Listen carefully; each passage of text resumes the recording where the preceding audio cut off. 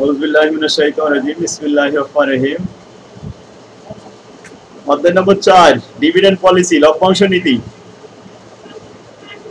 Format number 6 stock dividend share লভ্যাংশ, stock split share খণ্ডন and stock reverse split share উল্টা খণ্ডন। খণ্ড করলে তো টুকরা হয়ে যায়, তাই না? কিন্তু যখন উল্টা খণ্ডন হয় তখন কিন্তু শেয়ারের সংখ্যা কমে যায়। যখন জোড়া দেওয়া হয় ভেঙে ফেলালে তো স্প্লিট, আর যদি জোড়া দেওয়া হয় তাহলে রিভার্স স্প্লিট, বিপরীত খণ্ড।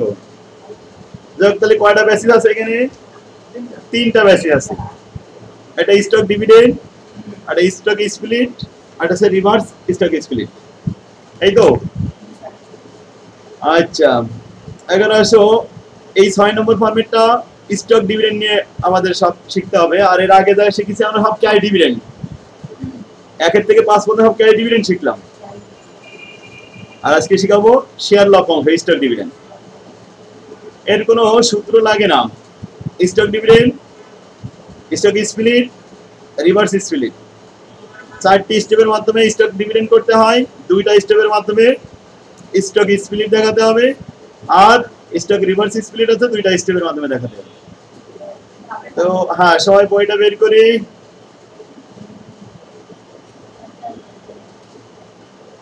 6 নম্বর ফরম্যাটে চলে আসি।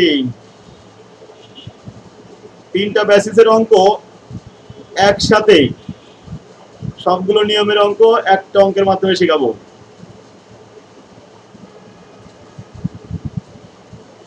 এই মডেলের অঙ্ক একটু বেশি, এই জন্য শেষ হয় না। এই যে 4 নাম্বার, এই 6 নম্বর ফরম্যাট। যে ভাই কয়টা প্রশ্ন হবে? 3টা প্রশ্ন হবে, 3টা বেসিসের জন্য। এই ফরম্যাটে 3টা প্রশ্ন। কি কি প্রশ্ন? Reformulate the shareholder equity after the stock dividend, এটাই কিন্তু প্রশ্ন। স্টক ডিভিডেন্ড ঘোষণার পরে শেয়ার হোল্ডারদের ইকুইটির অবস্থা কি হবে এটা দেখাতে হবে। নগদ লভ্যাংশ দিলে ইকুইটি কমে যায়, সম্পত্তির পরিবর্তন ঘটে, সম্পত্তি কমে, দায়ও কমে। কিন্তু স্টক ডিভিডেন্ড ঘোষণা করলে দায় কমে, দায় বাড়ে, মানে কোনো কিছু পরিবর্তন হয় না, দায় কমে বা দায় বেড়ে যায়। আচ্ছা, এখন আসে 2 নম্বর প্রশ্ন। Reformulate shareholder equity after the stock split. এখানেও কিন্তু টোটাল ক্যাপিটাল ইউনিট ইকুইটি ঠিক থাকবে, কোনো কিছু পরিবর্তন হবে না, দায় কমে আবার দায় বৃদ্ধি পাবে, যোগফল ঠিক থাকবে। Reformulate balance sheet shareholder equity after the stock reverse stock split, বিপরীত খণ্ডন। এক নজরে সবগুলো নিয়মের একটা নমুনা অঙ্ক দেখাবো। অঙ্কটা আসছে 18 সালে মডিফাইড, 14 সালে মডিফাইড। কমন স্টক 10 লক্ষ টাকা, 100 টাকা করে দাম। তাহলে শেয়ারের সংখ্যা হবে কয়টা? 10,000। অ্যাডিশনাল পেইড ইন ক্যাপিটাল কত? 4 লাখ। আচ্ছা, এটা বলে share premium, additional paid in capital অধিহার। রিটেন আর্নিং সংরক্ষিত মুনাফা 40 লাখ। সব মিলে কত লক্ষ আছে? 54 লক্ষ। আচ্ছা, এরপরে বাকি অংশ বলছে the current market price per share 300 টাকা। বর্তমানে শেয়ারের দাম 300 টাকা। অরিজিনাল দাম কত? 100 টাকা ছিল, আর এখন কত? 300 টাকা। তাহলে অতিরিক্ত কত? হ্যাঁ, এই অতিরিক্ত যে দামটা হবে এটা হলো additional paid in capital. Rahat, বুঝতে পারছো? এগুলো তো আমরা হয়তো প্রশ্ন পড়লাম, এখনো তো বোঝানো শুরু করিনি। What will be the account and number of share outstanding with the 15% stock dividend? 15% stock dividend করতে হবে। তারপরে 3 for 1 stock split, এরপরে 1 for 2 reverse stock split। হ্যাঁ, 3 for 1 মানে একটা ভেঙে 3 টুকরা করে ফেলো। 1000 ভেঙে 3000 হয়ে যাবে, 10,000 ভেঙে 30,000 হয়ে যাবে। আর 1 for 2 মানে 2টা জোড়া দিয়ে একটা বানাতে হবে, 2000 জোড়া দিয়ে 1000 বানাতে হবে, বিপরীত করা। ঠিক। আচ্ছা, এখন আসো আমরা আগে স্টক ডিভিডেন্ড শিখি। কত পার্সেন্ট? 15%। আমরা উত্তরপত্রে চলে গেলাম। Requirement 1 15% stock dividend. কয়টা স্টক করতে হবে আরিফা? স্যার 15% করতে হবে। হ্যাঁ 4টা স্টেপ করতে হবে 15% স্টক ডিভিডেন্ড। স্টক ডিভিডেন্ডে কয়টা স্টেপ? 4টা। প্রথম স্টেপের কাজ হলো নাম্বার অফ নিউ শেয়ার, নতুন করে কত শেয়ার হবে। এখন নাম্বার অফ নিউ শেয়ার বের করার সিস্টেম হলো শেয়ারের সংখ্যার উপরে পার্সেন্টেজ গুণ করতে হয়। এখানে কোনো সংখ্যা আছে অসমি? সংখ্যা কিন্তু নাই। 10 লক্ষ টাকা 100 টাকা করে দাম। হ্যাঁ আমরা ক্যালকুলেটরে বের করে দেখলাম 10,000 শেয়ার। ক্লিয়ার? আচ্ছা তোমরা এটা লিখতে পারো। তাহলে লিখবা? লেখো। রাত হয়ে গেছে না, তুমি মনে রাখবে না? রাত 15% স্টক ডিভিডেন্ড। এখন তো লেখা আছে, তুমি আগে বুঝে নিও, ভাষা লিখতে পারবে না। হ্যাঁ আগে বুঝে নাও, যদি না বললে আমাদের জিজ্ঞাসা করো। তাহলে আমরা তাড়াতাড়ি শিখতে পারবো একসাথে। আমরা এখন এই বইটাই দেখবো। বই লাগে না, মাথায় যদি উঠে যায়, খাতা তো আর হলে যায় না, ওইটা হলে কি যায়? মাথা যায়। তাই মাথায় লিখতে হয়, খাতায় লিখতে লিখতে মাথায় ছেড়ে হয়ে যায়। এজন্য আমাদের বই লাগবে কেন? আমরা একটা জিনিস শিখে ফেললি বাস। যারা ইতিহাস পরীক্ষা দিতে যায় তারা কিন্তু পরীক্ষা দিতে আসা রিক্সা পড়তে পড়তে যায়। আর আমরা যখন অ্যাকাউন্টিং পরীক্ষা দিতে গেছি, আমরা একটা স্কেল আর কলম নিয়ে গেছি, আমরা পড়তে পড়তে যাইনি। ওরা মনে করতো কি রে এটা পড়ে না কেন? কারণ আমাদের তো পড়া লাগবে না, আমরা তো শিখে আসছি, আমাদের তো আর টেনশন নেই। আমাদের তো মুখস্থ করতে হবে, হাতে নকল করতে হবে, স্কেলে লিখতে হবে, এই করতে করতে যাই। এবার পরীক্ষার যদি 15 মিনিট বাকি থাকে, 10 মিনিট বাকি লাগে, দেয়ালে লেখা শুরু করে দেয়।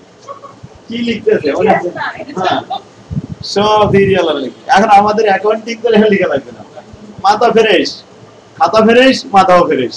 দেখো 15% স্টক ডিভিডেন্ড। তোমার প্রথম শিখতে হবে যে 4টা স্টেপ আমরা কি কি লিখবো। প্রথম লিখবো নাম্বার অফ নিউ শেয়ার। 10,000 শেয়ারের উপরে 15% হয় 1500 শেয়ার। আগে ছিল 10,000 শেয়ার, এখন নতুন করে কত শেয়ার হলো? 1500 শেয়ার। এই শেয়ার 1500 আমরা লভ্যাংশ হিসেবে শেয়ার মালিকদের ভিতরে বন্টন করে দিব। তাহলে শেয়ারের সংখ্যা আগে ছিল 10,000, এখন 1500, তাহলে 11,500 হয়েছে না? শেয়ার ক্যাপিটালও বেড়ে গেছে, শেয়ার সংখ্যা বেড়ে গেছে। তাহলে 2 নম্বর স্টেপে হবে টোটাল শেয়ার ক্যাপিটাল। 10,000 আর 1500 মিলে 11,500 গুণন 100 টাকা অরিজিনাল যে দাম, এটা দ্বিগুণ করতে হবে। মার্কেটে দাম কত রাত? 300, কিন্তু আমাদের অরিজিনাল দাম দিয়ে শেয়ার ক্যাপিটাল বানাতে হবে।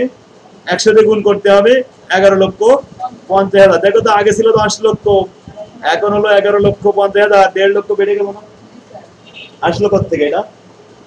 এটা আসবে রিটেন আর্নিং থেকে। রিটেন আর্নিং থেকে ট্রান্সফারে এখানে চলে আসবে। যখনই লভ্যাংশ দেওয়া হবে, রিটেন আর্নিং থেকে ট্রান্সফারে লভ্যাংশ দেওয়া হয়, রিটেন আর্নিং কমে যায়। ঠিক আছে? হ্যাঁ এখন ঘটনা হয়েছে মার্কেটে দাম হচ্ছে 300 টাকা, আমি তো গুণ করলাম 100 টাকা দিয়ে, তাহলে অতিরিক্ত আরো হাতে থাকলো 200। ওই 200 হলো অ্যাডিশনাল শেয়ার ক্যাপিটাল। হ্যাঁ অতিরিক্ত। এখন আসো additional paid in capital total. আগে কত ছিল রাত? 4 লাখ। লিখলাম সেই 4 লাখ। নতুন করে যেটা হয়েছে এটা আমাদের কাজ, 1500 শেয়ার, প্রত্যেকটা শেয়ারে 200 টাকা করে অতিরিক্ত। তাহলে 15 দুগুণে 30, 3 লাখ টাকা। 3 লাখ আর 4 লাখ কত হয়? আগে ছিল অ্যাডিশনাল 4 লাখ, এখন হলো 7 লাখ। 3 লাখ বৃদ্ধি পেয়েছে। 3 লাখ এখানে বাড়লো আর এখানে 1.5 লাখ বাড়লো, তাহলে 4.5 লাখ টাকা বৃদ্ধি পাইলো। এই টাকাটা আসলো কোথা থেকে? সব রিটেন আর্নিং থেকে আসবে। তা রিটেন আর্নিং এর ব্যালেন্স ছিল আমাদের কত টাকা? 40 লাখ। ওখান থেকে এবার ট্রান্সফার হবে ব্যালেন্সটা। তাহলে কি হবে? ট্রান্সফার করছি দেখো রাত 1500 গুণন 300, 3 15 45 মানে 4,50,000। এখন 40 লক্ষ থেকে 4,50,000 বাদ দাও, ফলাফল কত থাকে? 35,50,000। এখানে কমেছে কত? 4.5 লাখ। আর এই দুই জায়গায় বেড়েছে কত? 4.5 লাখ। তাহলে মিলে গেছে কিনা? সুতরাং ব্যালেন্স শিটের যোগফল 54 লাখ ঠিক থাকবে। এখন আসো রিফর্মুলেট ব্যালেন্স শিট। এখানে যা ছিল প্রশ্নে হুবহু কপি পেস্ট করলাম, লিখে দিলাম কমন স্টক শেয়ার 100 টাকা করে দাম, 11,500। আগে ছিল 10,000 কিন্তু, তাহলে 11,50,000। আর অ্যাডিশনাল পেইড ইন ক্যাপিটাল নতুন যেটা হয়েছে, আর রিটার্ন আর্নিং এর বর্তমান ব্যালেন্স নতুন যে ব্যালেন্স হয়েছে, যোগ করলে কত হবে? ওই 54 লাখ মিলে যাবে। হ্যাঁ, যদি মিলে যায় তাহলে অঙ্ক সঠিক হবে। তাহলে ওনার সিপিডি রিফর্মুলেট ব্যালেন্স শিটে যোগফল ঠিক থাকবে। পরীক্ষার হলে আমরা বুঝতে পারবো অঙ্ক সঠিক হয়েছে। বাস, অঙ্ক শেষ। এখন আসো স্টক ডিভিডেন্ড যদি আমাদের এখানে 10% বলতো রাত, তাহলে কি হইতো? কাঠামো কিন্তু পরিবর্তন হইতো না, শুধু এখানে ফিগারটা চেঞ্জ হইতো। 10% এখানে হয়তো আমার 1000। আচ্ছা, এখানে 1000 এর সাথে এখানে 10,000 যোগ করলে 11, 11,000 এর সাথে 100 গুণ করলে 11 লাখ, 1 লাখ বৃদ্ধি পাইতো। আর এখানে 1000 গুণ 200 মানে 2 লাখ, 2 লাখ আর 4 লাখ কত হইতো? 6 লাখ হইতো। তাহলে এখানে 2 আর এখানে 1, 3 লাখ বাড়তো, তাই না? এই 3 লাখ আসতো কোথা থেকে? রিটার্ন আর্নিং থেকে। তা রিটার্ন আর্নিং কমতো কয় লাখ? 3 লাখ। তাই থাকতো কত? 37 লাখ থাকতো, তাই না? এবার আমরা ব্যালেন্স শিট বসাতাম, কি মিলে যেত না? এখন যদি এটা 5% হয় কি রাহাত? হ্যাঁ, স্টেপ 1 2 3 4 এর বাইরে তো কিছু নেই। এখন পার্সেন্টেজ চেঞ্জ হতে পারে, ফিগার চেঞ্জ হতে পারে, নিয়মটা চেঞ্জ হবে না। তার মানে আমরা বুঝতে যাচ্ছি যে স্টক ডিভিডেন্ড এখন যে কোনোটা দিলেই পারবো। এই হলো পারবে, তাই না? ব্যাস, অঙ্ক শেষ। এখন আসো 2 নম্বর basis 3 for 1 stock split. Split মানে কি? টুকরা করা, ভেঙে ফেলানো, ক্ষুদ্র করা, হ্যাঁ, ভেঙে টুকরো করে ফেলানো, ছিঁড়ে ফেলানো। তাহলে কয় ভাগ করবা? একটা ভেঙে 3 টুকরা করবা, 3 ভাগ করে ফেলবা। একটা শেয়ার যদি 3টে শেয়ার হয়ে যায়, 10,000 শেয়ার 30,000 হয়ে যাবে কিনা? শেয়ারের সংখ্যা বেড়ে যাবে। একটা ভেঙে 3টে হয়ে গেল, তাহলে 1000 হয়ে যাবে 3000, 10,000 হয়ে যাবে 30,000, ঠিক তো? শেয়ারের সংখ্যা বাড়বে। শেয়ারের মূল্য আগে ছিল 100 টাকা, এখন 3 ভাগের 1 ভাগ হয়ে যাবে। মূল্য কমে যাবে, সংখ্যা বেড়ে যাবে, গুণফল সমান থাকবে। যে 10 লাখ ছিল ওই 10 লাখই থাকবে, তার ক্যাপিটালে পরিবর্তন হবে না। এই যে অঙ্ক। তাহলে কয়টা স্টেপ হবে? 2টা স্টেপ, অনলি 2টা স্টেপ। তাহলে আসো আমরা উত্তরপত্রে চলে গেলাম। 3 for 1 স্টক স্প্লিট। প্রথমে total number of share 30,000, clear? 3 for 1, 3 দিয়ে গুণ, 1 দিয়ে ভাগ। এরপরে আসো ভ্যালু পার শেয়ার 100 টাকারে 3 ভাগ করে ফেলেছি, 33 টাকা 33 পয়সা। ক্যালকুলেটরে অনেকগুলো 3 আসবে, নাহলে দেখা যাচ্ছে দুটো 3 দিয়ে বসে থাকলে পরে দেখা যাচ্ছে মিলবে না, 1-2 টাকা কম হয়ে যাবে। কি আমেনা আছে? এই যে 2টা স্টেপের কাজ করলাম, এখানে শেয়ারের সংখ্যা বাড়লো, প্রাইস কমলো, রিটার্ন আর্নিং এর কোনো প্রভাব পড়েনি, পেইড ইন ক্যাপিটালের কোনো সমস্যা হয়নি, যা ছিল তাই আছে, ঠিক না? তো আসো আমরা রিফর্মুলেট ব্যালেন্স শিট দেখাই। প্রথমে প্রস্থটা কপি পেস্ট করলাম, আর পাশে বিফোর স্টক স্প্লিট। দেখো তো রাত, কমন স্টক ক্যাপিটাল 100 টাকা করে দাম, 10,000 শেয়ার, কয় লাখ হয়? কমন স্টক শেয়ার ডাইনের পাশে 33 টাকা 33 পয়সা দাম, 30,000 শেয়ার, গুণ করলে কত লাখ? বাস, ওকে। পেইড ইন ক্যাপিটাল পূর্বে ছিল 4 লাখ, বর্তমানেও 4 লাখ। এরপরে রিটার্ন আর্নিং আগে ছিল 40 লাখ, বর্তমানে 40 লাখ। দেখো তো দুই পাশের যোগফল ঠিক আছে কিনা? হ্যাঁ, এটা হলো আফটার স্টক স্প্লিট, এটা বিফোর স্টক স্প্লিট। বাস, অঙ্ক শেষ। এখন যদি বলি 4 for 1 স্টক স্প্লিট, তার মানে একটা ভেঙে 4 ভাগ করে ফেলো। সিস্টেম তো এটাই। 10,000 শেয়ার হয়ে যাবে 40,000। একটা শেয়ারের দাম 100 টাকা থেকে চলে যাবে 25 টাকায়, ঠিক না? 4 ভাগ করলে 25 টাকা হয়ে যাবে। আর ব্যালেন্স শিট তো এটাই। বাস, অঙ্ক শেষ। কি সহজ আছে? এখন যদি বলা হয় 2 for 1 স্টক স্প্লিট, একটা ভেঙে 2 ভাগ করো, 10,000 ভেঙে হবে 20,000, 100 টাকা ভেঙে হবে 50 টাকা, ব্যালেন্স শিট তো এটাই হবে। তাহলে স্টক স্প্লিট নিয়ে আর কোনো সমস্যা আছে মৌসুমী? বাস, তাহলে দুটো কঠিন লাগে তো স্যার অনেক। কেইছে কঠিন লাগে তো স্যার অনেক। এই কঠিন লাগলো? এর মধ্যে সহজ। এই যদি ক্লাস 3 ছেলেরে বলা হয় এই করতে হবে, তো ওই একবার দেখা দিলি ও তো 10 বার পারবে। হ্যাঁ, এটা কোনো কঠিন হলো? আল্লাহু আকবার। এতদিন কঠিন ছিল, আজকে থেকে সহজ হয়ে গেল, তাই বলো? কারণ এই স্টক ডিভিডেন্ড, স্টক স্প্লিট বইওয়ালারা যারা বাইরে দেশে বাইরের বইগুলো ওরা গুছাই দিতে পারেনি, এই জন্য কঠিন হয়ে গেছে ছাত্রদের কাছে, আর স্যাররাও গুছাই দেয় না, যার কারণে কঠিন হয়ে যায়। এখন আমি যে শিখালাম একটা অঙ্ক 3 for 1 স্টক স্প্লিট, এখন যদি কেউ বলে 4 for 1 stock split, 5 for 1 stock split, সবই তো একই রকম পারা যাবে, দুইটাই স্টেপ, স্টেপ 1 2 আর কিছুই না। এখন ইনশাআল্লাহ পারা যাবে আজকে থেকে, তাই না? স্টক স্প্লিট নিয়ে টেনশন কারণ নেই, স্টক ডিভিডেন্ড নিয়েও সমস্যা নেই। এবার রিভার্স স্টকে যাব। 1 for 2 রিভার্স স্টক স্প্লিট, দুইটা জোড়া দিয়ে একটা শেয়ার বানাও, তাহলে 10,000 শেয়ার দুইটা করে জোড়া দিয়ে একটা বানালে কিন্তু 5,000 শেয়ার হয়ে যাবে, শেয়ার কমবে, সংখ্যা কমবে, প্রাইস বাড়বে। উল্টা হবে, বিপরীত হবে, রিভার্স মানে বিপরীত। এখন দেখো শেয়ারের দাম 200 হয়ে গেছে, তাই না? তাহলে কয়টা স্টেপ করতে হবে? স্টেপ 1 আর 2। প্রথমে টোটাল শেয়ারের সংখ্যা এখন 5,000 আর শেয়ার ভ্যালু 200 টাকা। তাহলে reformulate balance sheet before stock split, after stock split, sorry after reverse stock split. তাহলে এখন আসো রিভার্স কথাটা বারবার লেখা হয় বিফোর রিভার্স স্টক স্প্লিট। দেখো কোন স্টক আগে ছিল 100 টাকা করে দাম 10,000, বর্তমানে 200 টাকা করে দাম কয় হাজার? 5,000। অ্যাডিশনাল আগে যা ছিল এখনো তাই আছে, রিটার্নিং তো একই আছে, ক্যাপিটাল তো 10 লাখ 10 লাখই আছে নাকি? কি পরিবর্তন হইলো? শুধু শেয়ারের সংখ্যা আর এটা প্রাইস পরিবর্তন হয়েছে, অ্যামাউন্ট কিন্তু পরিবর্তন হয় নাই। তাহলে আমরা সবাই বুঝতে পারছি রিভার্স স্টক স্প্লিটও বুঝে গেছি, তাই না? এই হচ্ছে আমাদের অঙ্ক। এই অঙ্কগুলো পরীক্ষা প্রতি বছরে আসে।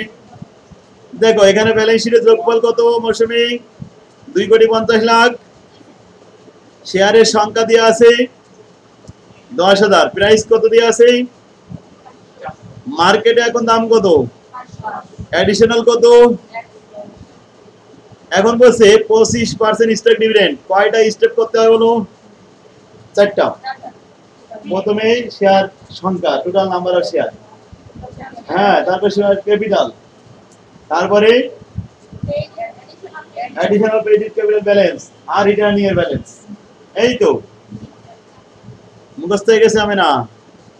তাহলে 25% হোক, 15% হোক, 10% হোক, সিস্টেম তো একটাই নাকি?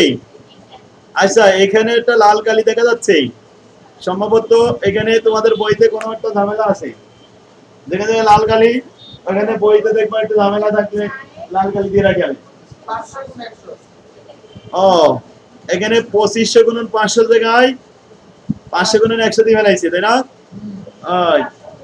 হ্যাঁ, অ্যামাউন্টটা ঠিক আছে, 1,37,50,00,000, এটা ঠিক আছে, শুধু এই গুণফলটা এখানে মিস্টেক হয়েছিল কম্পোজ করার সময়। আচ্ছা তাহলে আমরা এটা পারবো রাহাত ইনশাআল্লাহ। 2 নম্বরটা বলছিল 2 for 1 স্টক স্প্লিট, একটা ভেঙে কয়টা বানাও? কয়টা স্টেপ করতে হয় বলো তো এই অঙ্কে? দুইটা স্টেপ, স্টেপ 1 স্টেপ 2, বাস। ওকে, তাহলে তো সবাই মোটামুটি ভালোই বুঝতেছে, স্টক ডিভিডেন্ড আর কোনো সমস্যা নেই, তাই তো? আরিফা জি স্যার, এরকমই হবে সবগুলো। এই যে দেখো এই 10% stock dividend, 2 for 1 stock split, 1 for 2 reverse stock split. কত সালে প্রশ্ন? এই 10 মার্কের অঙ্ক। কি পারবো না? ইনশাআল্লাহ 16 সালে প্রশ্ন। এটা বলছে 5% স্টক ডিভিডেন্ড, আবার 10% স্টক ডিভিডেন্ড, দুটো স্টক ডিভিডেন্ড করতে হবে 5 5 10।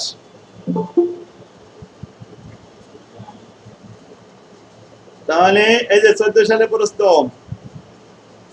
এই যে আছে থার্ড ইয়ার 17 সালে প্রশ্ন। আচ্ছা মাঝে মাঝে দেখবা এর 4th ইয়ার লেখা আছে, তাই না?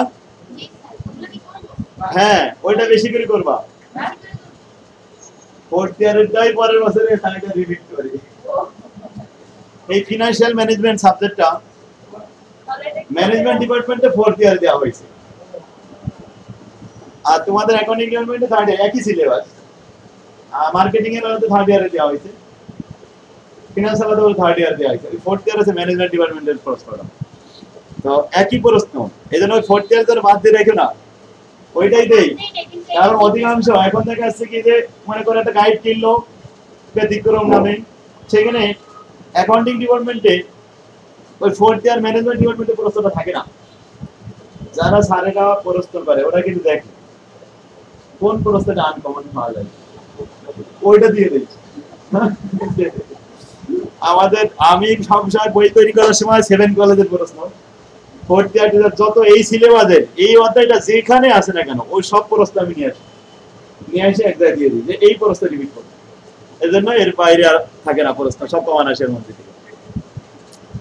তাহলে স্টক ডিভিডেন্ড ইনশাআল্লাহ, stock dividend, stock split, reverse split সবাই বুঝতে পারছি আলহামদুলিল্লাহ। তাহলে আজকে এই কয়টা অঙ্ক আছে, ওই যে 7টা, এই 7টা অঙ্কই সবাই করে আসবে। No more today. এখন আমরা নেক্সট সাবজেক্ট অ্যাডভান্স, অ্যাডভান্সে চলে যাব। আচ্ছা আমাদের এই ক্লাসটা কি রেকর্ড হচ্ছে? হ্যাঁ রেকর্ড হচ্ছে, ক্লাসটা রেকর্ড দিয়ে দেবো। স্যার এটা চ্যানেলে আরেকবার রেকর্ড হয়েছে। স্যার এটা কি চ্যানেলে পাওয়া যাবে এই ক্লাসটা? হ্যাঁ হ্যাঁ হ্যাঁ এই চ্যানেলে পাওয়া যাবে, ওই যে আপলোড দিয়ে আমি লিংক দিয়ে দেবো গ্রুপে। আচ্ছা স্যার একটু কাইন্ডলি দিয়ে দেন। হ্যাঁ আর স্যার আমি এখন একটু বের হয়ে যাচ্ছি। আচ্ছা এখন আমরা 4 নম্বর অধ্যায় শেষ করলাম, financial management.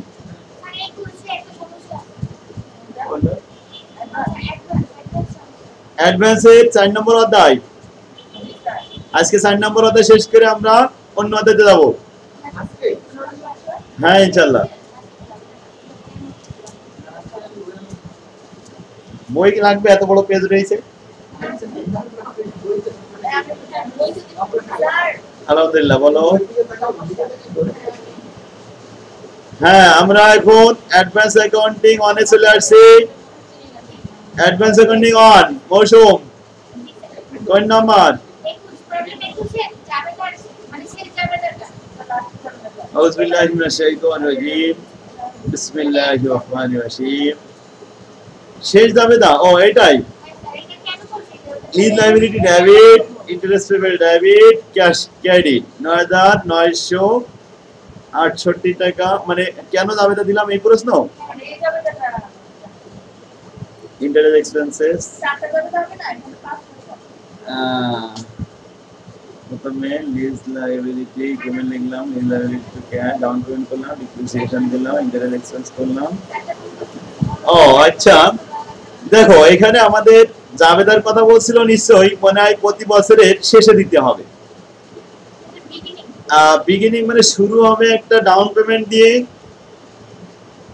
Make the annual payment of ৯৯৬৮ at the beginning, শুরু হবে অফ ইচ ইয়ার, প্রত্যেক বছরে। The term of the lease called for say make the annual payment. হ্যাঁ হ্যাঁ লিস্ট কোন জায়গায় লিখেছে? তারপরে আচ্ছা the machine has an estimated the useful life 6 year and ৫,০০০ টাকা salvage value ungranted. The machine reverts the back to the ledger at the end of the lease term. না এটা জন্য না, এটা বলছে কি the machine reverts back, পুনরায় মালিক ফেরত পাবে to the ledger at the end of the lease time. lease time শেষ হয়ে গেলে সে ব্যাক নেবে, সে বিক্রি করবে না, এই কথা বলছে। I send the use and use the SAD use the straight line method of depreciation for all of it the plant asset. SAD incremental borrowing rate at the and lease.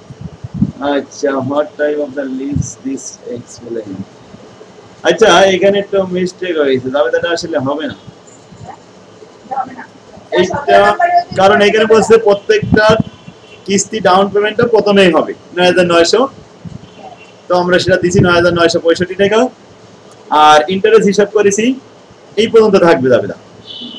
এরপরেই এই কিস্তিটা দেওয়া হবে পরবর্তী জানুয়ারি মাসের ১ তারিখে, ওই যে বিগিনিং হবে না তখন এই দাবিটা হবে।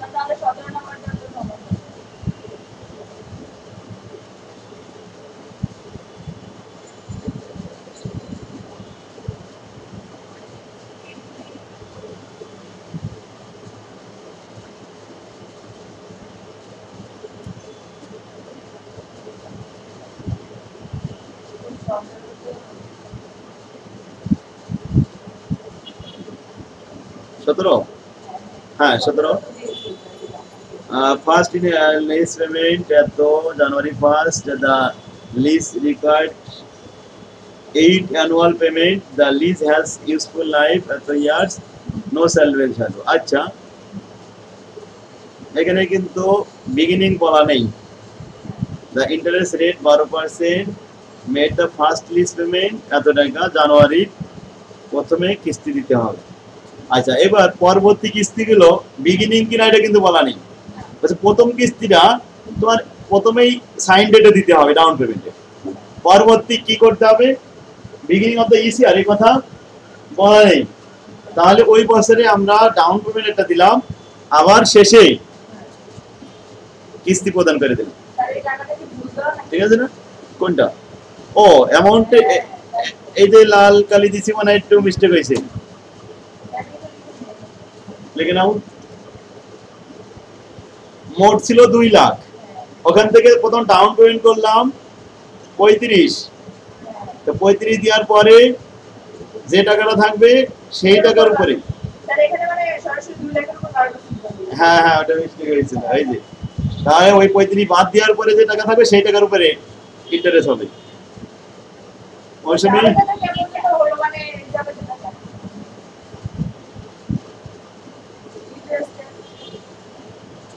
ইন্টারেস্ট পেবল ডেবিট ওই যে ও আচ্ছা ডেট তো ঠিকই ছিল ইন্টারেস্ট পেবল ডেবিট কেন হলো তাই নাকি হ্যাঁ হ্যাঁ মানে ইন্টারেস্ট পেবল হবে লিজ ডেবিট কেন হলো দেখো এখানে আমাদের ইন্টারেস্ট প্রথমে কত লেখা ছিল 31 এ বলেছে 31 ডিসেম্বরে যাবে দাও তো ওই দিন আমরা হিসাব করেছিলাম interest expense debit interest payable credit ওই পেমেন্টটা এখন ডেবিট আর ক্যাশ ক্রেডিট পরের দিন জানুয়ারি মাসের 1 তারিখ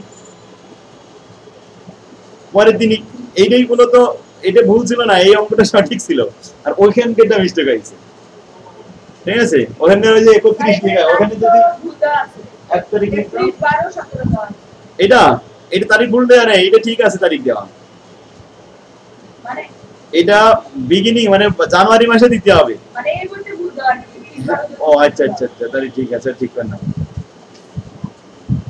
তারিখের দিকে একটু খেয়াল করতে হয় তো আর হয় না দেখ আলহামদুলিল্লাহ মৌসুমী আর কোনো সমস্যা নেই তো তাহলে লিজের অঙ্ক আলহামদুলিল্লাহ যতটুকু পারছে এবার প্রতিদিন একটা করে অঙ্ক করবা আর প্রতিদিন না স্বাধীনতা অর্জনের থেকে রক্ষা করা কঠিন আমরা অলরেডি 4টা অধ্যায় শেষ করলাম যদি এই 4টা অধ্যায় মনে রাখার জন্য প্রতিদিন পিছনের ওই ভিডিওগুলো দেখতে হবে দেখা যায় আজকে লিজ আমরা শেষ করেছি এবার লিজের ভিডিও প্রতিদিন 10 মিনিট 5 মিনিট করে শুনবা দেখো পুরো কনসেপ্টটা তোমার মনে থাকবে সব সময় 10 দিন 15 দিন শুনবা না অনেকটা ভুলে যাবে এইজন্য ওই ভিডিওগুলো শুনতে থাকবা আর অঙ্কগুলো করতে থাকবা মাঝে মাঝে একটা করে অঙ্ক করবা প্রতিদিন 4টা অধ্যায় থেকে 4টা অঙ্ক করবা মানে স্বাধীনতা অর্জনের থেকে রক্ষা করা কঠিন বাংলাদেশ স্বাধীন হয়ে গেছে এখন এটা বর্ডার গার্ড বাড়াতে হবে বিজিবি বাড়াতে হবে নাহলে স্বাধীন থাকবে না ঠিক না মারলো ও তো মারে তাহলে তো মারবেই এটা তো আমাদের সারা জীবনই মারে মুসলমানরা মারলে কমে না মুসলমানদের যত সারা পৃথিবীতে মুসলমানদের মারা হয় বেশি অন্য ধর্মের মানুষের মারা হয় না কিন্তু মুসলমান বাড়ে কারণ অন্য ধর্মের থেকে রিভার্ট হয়ে মুসলমান হয় কেউ মুসলমানরা অন্য ধর্মে যায় না ঠিক না যাক আমরা ওইসব নিয়ে আলোচনা না করি তাহলে আমারও আবার আজারির মতো আমরা চ্যাপ্টার 4 এর ফরম্যাট 2 করব না হ্যাঁ সুন্দর একটা কথা বলছো আছে এই যে ফরম্যাট 2 এই 2 আমাদের এই অ্যাডভান্স অ্যাকাউন্টিং এ লাগবে না শুধু অন লাগবে না ইয়েস লাগবে না লাগবে ওই ফরম্যাটটা আমাদের ফিনান্সিয়াল ম্যানেজমেন্টের 6 নম্বর অধ্যায় করাবো ওই অধ্যায়টা সেম ওইটাই করাবো ঠিক আছে তো আসো এবার আসে আমাদের কাম বাই টার্ম সিরিয়াল অনুযায়ী 5 নম্বর অধ্যায় আসার কথা তাই না তো 5 নম্বর অধ্যায়টা এটা হলো ইরোরের ভুল সংশোধনী শিখছো তোমরা ইরর অফ রেক্টিফিকেশন ফার্স্ট ইয়ারে শিখছিলে না ভুল সংশোধনী ওইটা ছিল আমাদের অপারেটিং ভুল সংশোধনী আমরা যেটা শিখতাম ওটা ছিল অপারেটিং মানে পরিচালন সংক্রান্ত যে ভুলগুলো হয়। আর এখন আমরা যেটা শিখবো, তোমরা তো অ্যাডমিনিস্ট্রেটিভ করতেছো, বিবিএ নাকি ভাই? অ্যাডমিনিস্ট্রেটিভ প্রশাসনিক যে ভুলগুলো হয় সেইগুলো আমাদের এখানে সংশোধন করতে হবে। তো এগুলো একটু ডিপলি বিষয়। এই অধ্যায় থেকে অঙ্ক কম আসে, মাঝে মাঝে আসে, মাঝে মাঝে আসে না, আবার শিখতে গেলে সময় লাগে বেশি। এটা আমরা সবাই শেষে শিখবো, কারণ আমরা সহজ সহজ অধ্যায়গুলো করে আসি, সময় পাইলে এটা করাবো, না এলে দরকার নেই। তোমাকে এটা নিয়ে করে থাকে, যদি এটা 100% আসতো তাহলে এটা করে লাভ থাকতো। আমি করাই দিলাম কষ্ট করে, এটা গেছে সারা এইটা 5টা ফরম্যাট, কমপক্ষে 10টা ক্লাস লাগবে, 10টা ক্লাস মানে 1 মাস। তো 1 মাস শুধু আমি এটা শিখাবো, যদি না আসে এই জন্য এটা এখন আর করাবো না। আরিফা, আমরা এখন চলে যাব 6 নম্বর অধ্যায়, সবচেয়ে মজার একটা অধ্যায় 6 নম্বর। এখান থেকে বি পার্ট, সি পার্ট দুইটা অঙ্ক পাবো আমরা। বি পার্ট আর সি পার্টে দুইটা অঙ্ক থাকবে। আর সবচেয়ে মজার বিষয় 6 নম্বর অধ্যায়টা অনেক ইজি। রাহাত, তোমার তাহলে আজকে হাতে খড়ি হবে আমরা এই 6 নম্বর অধ্যায় দিয়ে, নাকি? অ্যাডভান্স এখান থেকে শুরু হচ্ছে। তুমি মনে করো যে একটা অঙ্ক করব, একটা অধ্যায় শিখবো, সেই অঙ্কটা এটা, এবং এই অঙ্ক দুটো পারবো, বিও পারবো, সিও পারবো, নির্ভুল অ্যান্সার, সঠিক নাম্বার চলে আসবে। এখানে আমাদের শিখতে হবে মোট 5টা ফরম্যাটে অঙ্ক, 5টা নিয়ম আছে। প্রথমে রিটার্ন অন ইনভেস্টমেন্ট শিখতে হবে, ROI। এবার রেসিডুয়াল ইনকাম, RI শিখতে হবে। EVA economical value added, MVA market value added. এরপরে সেগমেন্ট ইনকাম স্টেটমেন্ট। 10 মার্কের জন্য অঙ্ক আসবে 5 নম্বর ফরম্যাট, 100% 5 নম্বর ফরম্যাট থেকে অঙ্ক আসবে। আর উপরে ROI RI এগুলো থেকে 4 মার্কের অঙ্ক আসবে। 4টে ফরম্যাট থেকে 4 মার্কের অঙ্ক, আর একটা ফরম্যাট থেকে 5 নম্বর থেকে 10 মার্কের অঙ্ক। তো আসো আমরা প্রথম থেকে শুরু করি। এই অঙ্কগুলো সেগমেন্ট, ছোট ছোট সূত্র, কনসেপ্ট, আমাদের যে ধারণাগুলো সহজ সহজ সূত্র দিয়ে বাস অঙ্ক শিখতে হবে। তোমাদের ম্যানেজমেন্ট অ্যাকাউন্টিং করানো হয়েছে? ম্যানেজমেন্ট অ্যাকাউন্টিং 5 নম্বর অধ্যায়, কস্ট ভলিউম প্রফিট শিখছো তোমরা কেউ? Cost volume profit, CVP analysis. হ্যাঁ, ওই অধ্যায়টা যদি তোমাদের ভালো শেখা থাকে তাহলে এই অধ্যায়টা সেম হয়ে যাবে, ওটার সাথে সেম মিলে যাবে। দেখো আমরা আবার নতুন করে শিখি, এক নজরে সবগুলো সূত্র দেখাই। এক নজরে অধ্যায়ের সূত্র। প্রথমে 1 নম্বর ফরম্যাটে যে সমস্ত রিকোয়ারমেন্ট গুলো আসবে, টার্গেট সেল। টার্গেট সেল, এত টাকা মুনাফা করতে হলে কত টাকা বিক্রি করা লাগবে, এটা হলো টার্গেট সেল। তাহলে মুনাফা দেয়া থাকবে, ফিক্সড কস্ট দেয়া থাকবে, এগুলো টার্গেট সেলের সূত্র। তো ওই অধ্যায়টা করে আসলে এটা বোঝাতে সুবিধা হয়, সমস্যা নেই, আমরা এদের থেকেই শিখে যাই। টার্গেট সেল ইন ইউনিট আর ইন টাকা দুটো হতে পারে। তো ইউনিটের সংখ্যা যদি হয় তাহলে fixed cost plus target profit divided by sale price minus variable cost.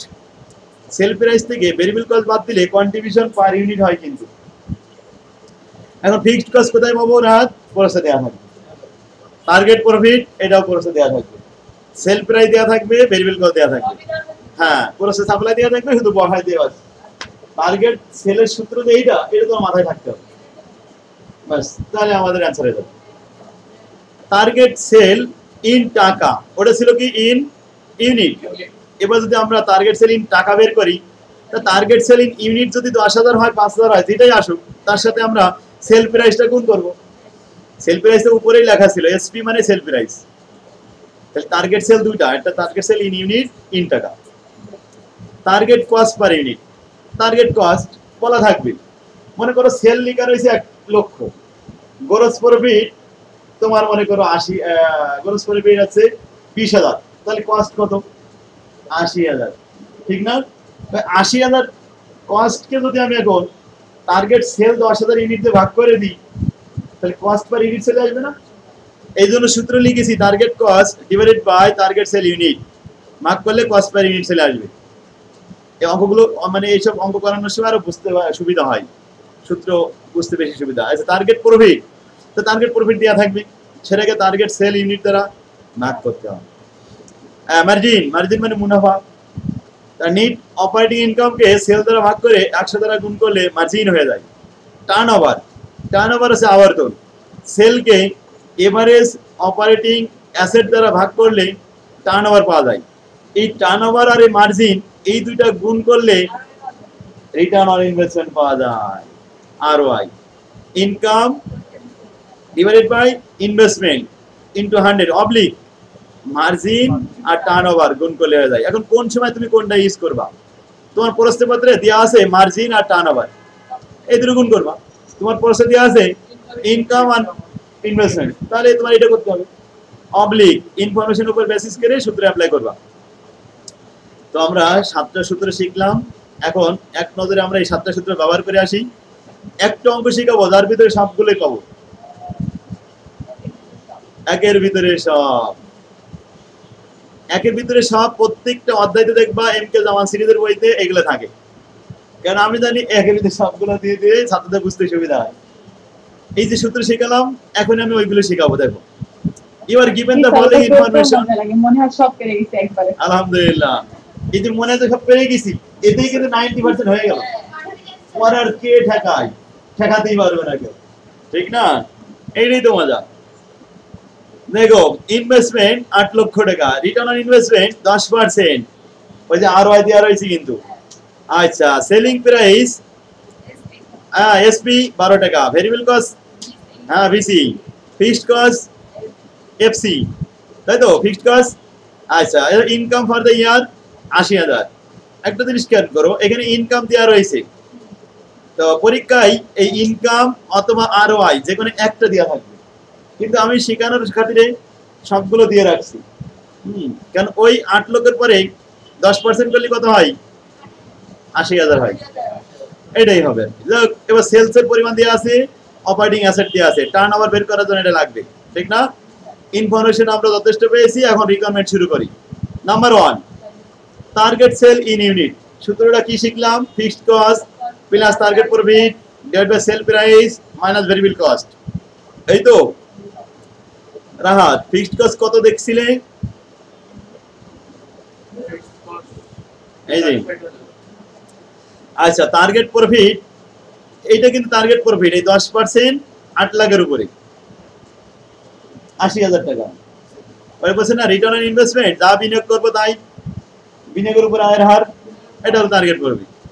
এবার আসো, আমাদের লাগবে সেল প্রাইস দেওয়া আছে 12 টাকা, ভেরিয়েবল কস্ট দেওয়া আছে 3 টাকা। হিয়ারে মানগুলো বসিয়ে পাই। দেখো তো, হিয়ারে আমরা লিখলাম প্রথমে fixed cost, variable cost, sale price, target profit. এবার আমরা মানগুলো সূত্রে পোস্টিং দিয়ে ক্যালকুলেশন করলে কত পাচ্ছে? 37,778 ইউনিট। এতগুলো ইউনিট বিক্রি করলে আমাদের 80,000 টাকা লাভ হবে, ঠিক না? এত ইউনিটের সংখ্যা। এবার টাকার পরিমাণ বের করি। এই ইউনিটের সাথে সেল প্রাইস 12 টাকা গুণ করো, 12 টাকা গুণ করলে হয়ে যাচ্ছে। বসে ওটা অবশ্য আমি চাইনি, এখানে যদি চাইতাম তাহলে তো ওইটাই হতো, তাই না? তারপরে আসো টোটাল টার্গেট প্রফিটটা হলো ইনভেস্টমেন্টের উপরে আরওআই গুণ করতে হবে। আরওআই মানে কি? Return on investment. আমরা আশা করছি আমরা যা বিনিয়োগ করবো তার উপরে 10% আয় হবে, ওটাই আমাদের টার্গেট। এর থেকে বেশি হতে পারে। হ্যাঁ, এখন আসো সেলের ভ্যালু চাইছে পরেরটা, total target sale value of টাকা। তাহলে 37,778 ইউনিট গুণন 12 টাকা, গুণ করলে হয় 4,53,336 টাকা। কি সহজ আছে না? Number 3, target cost per unit. এখন সেল থেকে যদি আমি প্রফিটটা বাদ দিয়ে দিই, কস্ট পেয়ে যাব। আর কস্টকে টার্গেট সেল ইউনিট দ্বারা ভাগ করলে টার্গেট কস্ট পার ইউনিট পেয়ে যাব, ঠিক তো? এই দেখো, target cost divided by target sale unit. এখন টার্গেট কস্ট পাবো কোথায়? সেল থেকে প্রফিট বাদ দাও, তো সেল করলে কত রাত? 4,53,336 টাকা মাইনাস 80, কস্ট পেয়ে গেলাম 3,73,336 টাকা। 37,778 দিয়ে ভাগ করলে প্রতি ইউনিটের ব্যয় 9 টাকা 88 পয়সা, তাই তো? বাস, ওকে, সবাই বুঝতে পারছি মানে, তাই না? Number next, target profit per unit. আচ্ছা প্রফিট কত দেখো তো রাত, এটা কত? ৮০,০০০ টাকা টার্গেট প্রফিট। এখন ইউনিটের সংখ্যা কত? ৩৭,৭৭৮ ইউনিট। এখন ভাগ করবো ৮০,০০০ কে এটা দিয়ে, প্রতি ইউনিটের ভিতরে মুনাফা কত চলে আসবে। ক্লিয়ার? তাহলে সূত্র লিখতে পারবো target profit divide by target sale. Target profit ৮০, target sale ৩৭,৭৭৮, ভাগ করলে হয় 2 টাকা 12 পয়সা। কি বুঝতে পারছি না? আলহামদুলিল্লাহ। শোনো, প্রশ্ন পড়ার সাথে সাথে সূত্র তোমার মাথায় চলে আসবে। আসলে সূত্র মুখস্থ করতে হয় না, সূত্র এইগুলো তো মানুষই লিখেছে নাকি সূত্রটা, এ তো আর ওহি নাজির হয়নি। তো আমি একজন মানুষ, আমি যদি লিখতে পারি, তুমি কেন লিখতে পারবে না? একটু চিন্তা করো তো। কমার্সের সায়েন্সের মতো সূত্র না, পরীক্ষার হলে অনেক সূত্র নিজেরা বানানো যায়। একটু চিন্তা করি। হ্যাঁ, আসলে কার সাথে কার রিলেশন, এটা কিন্তু আমরা সায়েন্স পড়তেছি না। কমার্স তো সবসময় মাথার ভিতরে থাকার কথা। সায়েন্স হলে দেখা যাচ্ছে কার সূত্র কেমন ছিল, কে কোন সূত্র আবিষ্কার করেছে সেটা মুখস্থ করতে হয়, কিন্তু আমাদের তো এসব মুখস্থ করা লাগে না। এখন তোমার প্রশ্ন আসলো টার্গেট প্রফিট পার ইউনিট, তুমি চিন্তা করলে সূত্র কোনোদিন দেখোনি, তার মানে প্রতি ইউনিটের ভিতরে মুনাফা কত। ঠিক আছে, মোট মুনাফা ৮০,০০০, এটা পার ইউনিটে যদি নিতে হয় তাহলে ওই যে ইউনিটের সংখ্যাতে ভাগ করতে হয়, বা সূত্র তো এটাই। সেটা নিচে লিখে দিতে হবে। অ্যানালাইসিস, তোমাদের ওই যে যখন ম্যানেজমেন্ট অ্যাকাউন্টিং করাবো সিবিপি অ্যানালাইসিস, ওই অধ্যায়টা আমি প্রথমে শুরু করব। অ্যানালাইসিস জিনিসটা কি স্যারেরা অনেক জটিল করে ফেলে, স্যারেরা নিজেরা কম বোঝে বলে ওইটারে জড়ায় মড়ায় 1 মাস লাগাই দেয় আর ছেলেমেলে মাথা খারাপ হয়ে যায়। কিন্তু ওখানে 8টা রিকোয়ারমেন্ট শিখাবো, একদিনে 1 ঘন্টার ভিতরে পুরো অধ্যায়টা কমপ্লিট হয়ে যাবে। ওইটার পরে বেসিস করে এসবগুলো হয়। অ্যানালাইসিস জিনিসটা মাথার ভিতরে নিজে নিজে বুদ্ধি করে বের করতে হয়, সূত্র মুখস্থ করবো না, সূত্র আমারে মুখস্থ করে রাখবো। স্যার আমাদের বইগুলো এতই ছোট যে স্যার আমরা বুঝতেই পারি না কোন সাইড থেকে শুরু করবো পড়া। কোন সাইড থেকে শুরু করবো? তুমি মনে হয় মাঝে মাঝে শেষের থেকে শুরু করতে চাও। জি স্যার, মাঝে মানে পরীক্ষার আগে শেষের থেকেই পড়া শুরু করি, কারণ আমার শুরু থেকে শুরু করলে শেষ হয় না। যাক আলহামদুলিল্লাহ। তো আমি বুঝলাম কি করে যে তুমি শেষের থেকে শুরু করতে চাও। পাস্ট এক্সপেরিয়েন্স মানে বিগত অভিজ্ঞতা আলোকে। আচ্ছা নেক্সট প্রশ্ন আসো। নেক্সট প্রশ্ন কি ছিল? আমরা একটু ভুলে গেছি। টার্গেট প্রফিট পার ইউনিট বলেছি, ক্যালকুলেট দা আরওআই। আরওআই কিন্তু করেছে ছিল একটা, এখন মনে করো এটা নাই, ওইখানে থাকলে কিন্তু আর এই প্রশ্নটা হবে না, থাকবে না যখন তখন এই প্রশ্নটা হবে। দেখুন আমি মানে শেখানোর খাতিরে দিয়ে দিয়েছিলাম। দেখুন আসো আরওআই, আরওআই উপরে কিন্তু আমরা শিখে আসলাম ইনকামকে ইনভেস্টমেন্ট দ্বারা ভাগ করতে হয়। তো এইখানে ইনকাম কিন্তু ছিল কত টাকা, আর ইনভেস্ট কত ছিল, ভাগ করলে 10%, ব্যাস এইটাই উত্তর। এই দেখো income divide by investment into 100। Clear? Arifa বুঝতে পারছো? জি স্যার বুঝতে পারছি। আলহামদুলিল্লাহ। Find out the turnover. টার্নওভারের সূত্র আমরা শিখছি না, বলো তো কি ছিল? সেল কে অ্যাসেট দ্বারা ভাগ করতে হবে। এখন সেল আছে কত টাকা আর অ্যাসেট আছে কয় টাকা? আল্লাহু আকবার, আল্লাহু আকবার। এখন ভাগ করে 2.5 টার্নওভার আবর্তন এত টাইমস आंसर।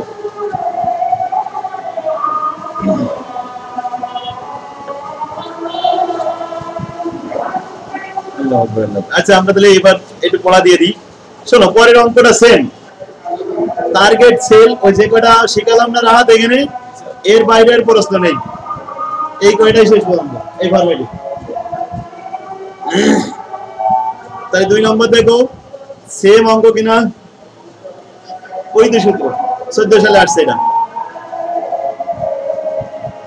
আচ্ছা 7 কলেজে ওই অঙ্কটা এরকম প্যাসেজ আকারে দিছিল, অঙ্ক কিন্তু এটাই, কিন্তু দেখো এইভাবে সাজায় রেখেছে। অঙ্ক যদি ছকের মধ্যে দেওয়া থাকে বুঝতে সুবিধা হয়, আর যদি এরকম প্যাসেজ আকারে দেই তাহলে জটিল হয়ে যায়। ধরো আমি বইতে এরকম ভাবে দিছি এবং শেখাও দিলাম এইভাবে, পরীক্ষা হলে এরকম আসলো, এই মনে করছি এটা কোত্থেকে আসলো, কি জিনিস এটা, 7 কলেজে এই কাজগুলো করে অবলিক দিয়ে দিছিলাম এই যে। আল্লাহু আকবার আল্লাহু আকবার। আচ্ছা আজান হচ্ছে তো, কথা বলে মজা হচ্ছে না। এখন কি অঙ্ক তোমরা শিখতে পারিছো? তাহলে কয়টা অঙ্ক করে আনতে পারবা? খুবই সহজ, 5টা অঙ্ক করে আনতে হবে, 5টা মাত্র। হ্যাঁ, ঢাকা যশোর, যশোর শহর কোথায় জানো? ঢাকা যশোর। আমার বইতে দেখো যশোর লেখা বেশি, কারণ আমার হোম ডিস্ট্রিক্ট যশোরে। আমি মাত্র জিজ্ঞাসা করতাম। ও জিজ্ঞেস করতে গেছিলে স্যারের ভাষা মানে এই যশোরে। স্যার আমারও যশোরের বানান চেঞ্জ হয়েছে কিন্তু, J A S H O R E. জি স্যার। স্যার আমাদের কত কত হোমওয়ার্ক থাকবে? 5 বন্ধ, 1 থেকে 5, 1 থেকে 5। আলহামদুলিল্লাহ আজান ছিল তো।